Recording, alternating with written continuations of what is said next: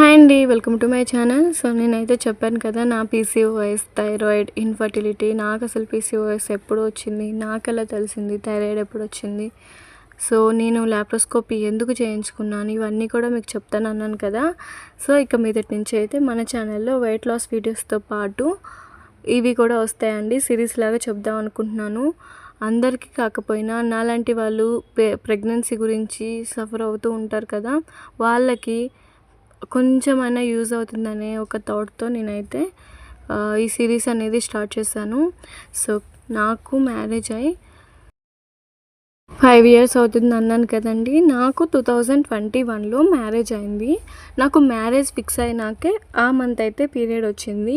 ఇంకొక 10 to 15 daysకి నాకు marriage అనగా నాకైతే పీరియడ్ వచ్చేసింది. ఇంకా పెళ్ళైనాక నాకు 2 months వరకు అయితే పీరియడ్ అనేది రాలేదు. ఇంకా పెద్దవాళ్ళు ఉంటారు కదా ఇంట్లో, అత్తమ్మ వీళ్ళందరూ ఉంటారు కదా, పిన్ని వీళ్ళందరూ కూడా 2 months అయిపోయింది, పీరియడ్ రాలేదన్నారు కదా, ఒకసారి చెక్ చేసుకోండి, ప్రెగ్నెన్సీ అయి ఉంటుంది అని అన్నారు. సరేలే అని చెప్పేసి నేనైతే ప్రెగ్నెన్సీ టెస్ట్ చేయించుకున్నానండి. రాలేదు, నెగిటివ్ అని వచ్చింది. సో సరేలే చూద్దాం, కొంతమందికి ఎర్లీగా తెలియదు అని అన్నారు.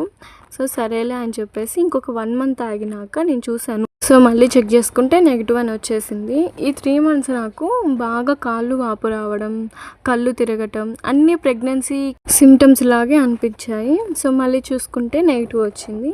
నాకెందుకు అలా వచ్చింది అనేది నేను నెక్స్ట్ కంటిన్యూషన్లో చెప్తాను. అంతే, వీడియో బాయ్.